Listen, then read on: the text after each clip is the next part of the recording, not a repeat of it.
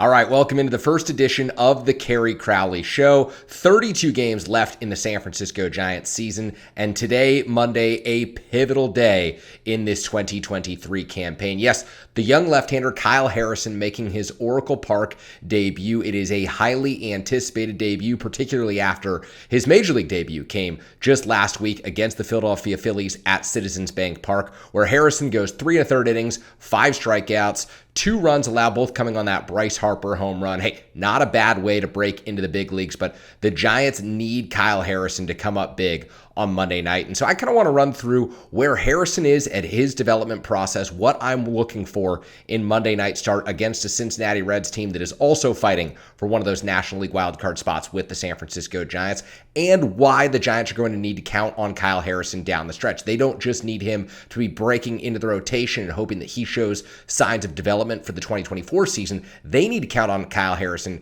to get big outs and consistently produce for them throughout the month of September. And hey, September starts a little early. The Giants have lost 7 consecutive series. It has been a rough go of it throughout the month of August. So there's a lot to get to with regard to the Giants, with regard to Kyle Harrison, and it all starts on Monday night against the Cincinnati Reds at home. And so after last week's start, there's a few things that I'm very curious to see from Kyle Harrison. One, how does he fare against left-handed hitters? Yes, the Philadelphia Phillies recorded 5 hits against Harrison, and all of them came off the bats of left-handers. Now, there was some inclination on Twitter to suggest that he may have been tipping his pitches. That might have been true. Have the Giants and have Harrison fixed a way, or figured out a way to fix that tip if indeed it was there? Or does Harrison just need a little more work against lefties, because he is someone who relied so heavily on just 2 pitches in his first outing? It was just really that fastball slurve combination. He's someone who is a 3-pitch pitcher, as most starting pitchers are. We did not see the changeup a whole lot during that outing. And so I'm really curious against the Reds. Does he mix in the changeup? We know that it's not yet a plus pitch for him. But if you want to succeed at the major league level, if you want to go through an order more than just once, which I think the Giants need Kyle Harrison to do against the Cincinnati Reds, you've got to mix in a 3rd pitch. That changeup has to be reliable for him. And so how does he fare against lefties? How does he mix in the changeup? And then kind of the third thing that I'm watching for with Kyle Harrison is, how does he handle the adversity that he will undoubtedly face? And that could look different against the Cincinnati Reds compared to how it looked against the Philadelphia Phillies. You know, Bryce Harper obviously hit the early home run. Harrison settles in after that, does a nice job to limit the damage. The Cincinnati Reds are a team that up and down the order can put you through a gauntlet if they get on base. Ellie De La Cruz, of course, the tone setter with how he runs the bases, but there are a number of different Reds players who like to run wild on the bases. And when you're a major league pitcher just settling, and I've talked to a number of them who say, hey, it's throwing strikes that you're worried about so much that oftentimes paying attention to base runners can become secondary when you first make that jump from AAA to the big league. So it's going to be very important that Kyle Harrison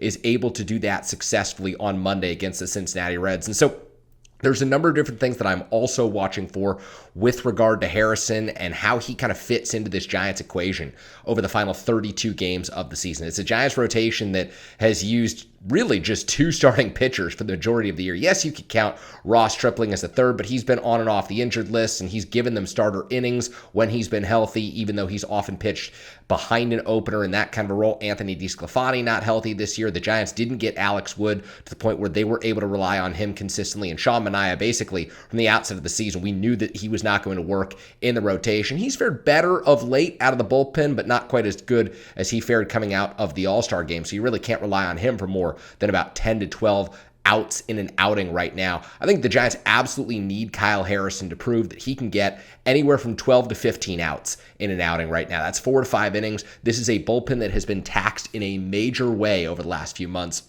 Kyle Harrison offers some hope, offers some relief to that group. And so we know the Giants have struggled to develop homegrown talent through the years. There's a ton of expectations sitting on this kid's shoulder. The left-hander out of De La Salle, Concord, and really looking forward to see how he handles that, because there's been other pitchers to come up through the organization over the last decade or so with high expectations that come with being a 1st or 2nd round draft pick, whether it be Tyler Beede, Chris Stratton, Andrew Suarez, Kyle Crick, and yet none of those pitchers players have materialized into big-time starters for the San Francisco Giants. Of course, they've got the great development story of Logan Webb, fourth-round pick, kind of a Dick Tidrow guy who was taken in the 2014 draft, had Tommy John surgery in the minors. It took him a while, but Logan Webb, I think we can all agree, is a bona fide star, even if ESPN doesn't recognize him as such. So really looking forward to see how Kyle Harrison manages and handles the expectations, particularly at home, because it's one thing to be on the road breaking in a hostile environment in Citizens Bank Park.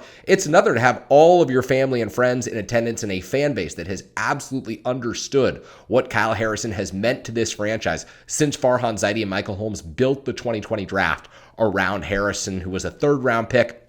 Giants got him to forego that decision to attend UCLA, to come into their minor league system, develop, and now he's got the highest expectations of any pitcher basically to come through this farm system since Madison Bumgarner. You go back to the days of Matt Cain, Tim Lincecum, all those highly anticipated debuts that the Giants had. And really, it's important that Harrison breaks in and has success, because this is a Giants team that, if you look ahead at the month of September, does not have a lot of margin for error right now. In fact, they lost that margin for error throughout the month of August with all these disappointing series losses. And yes, the schedule was incredibly difficult. I don't know that you could expect the Giants to take more than 2 out of 6 games against the Atlanta Braves, but you sure would have liked them to pick up one of those games along the way, maybe against the Phillies. You certainly didn't want to start the month with back-to-back losses against the Oakland A's at the Coliseum, a series loss against an Angels team that has fallen completely out of that AL wildcard race. And so the Giants need Harrison to really lock down a spot in this rotation. And you look at this team going into Monday night's game, 67-63, 32 games to go. What will it take to get into one of those final wild card spots?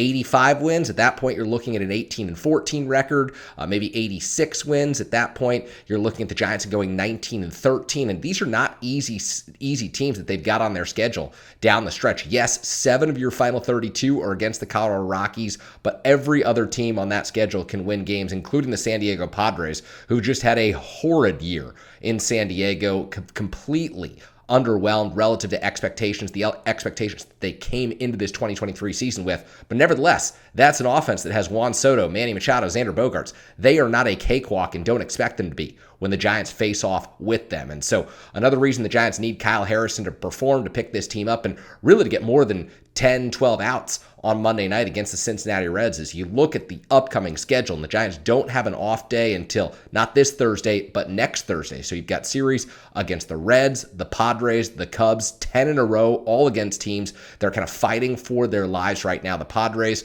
all math says that they're out of it, but they are not treating things like they're out of it right now. So one final thing to keep in mind ahead of Kyle Harrison's start, I think obviously the expectations in just what he means to the Giants organization, what he means to this team in the midst of a playoff race are already big, but keep in mind that he's going up against another rookie left-hander in Andrew Abbott, who's been quite successful for the Cincinnati Reds, an anchor in that rotation this season. Ever since he came up, he has provided Cincinnati with hope, belief that it can be one of the teams to lock down one of the final 2 wild card berths in the National League. I am of the belief that the Phillies will take that first berth, the Chicago Cubs position well, which would mean the Giants, the Reds, the Diamondbacks, the Cubs even, all positioning for those second and third wildcard spots, and a lot riding on the expectations for Kyle Harrison. Can he deliver down the stretch? Can he be the young prospect who morphs into a star in front of our eyes in the month of September? It all starts August 28th against the Cincinnati Reds.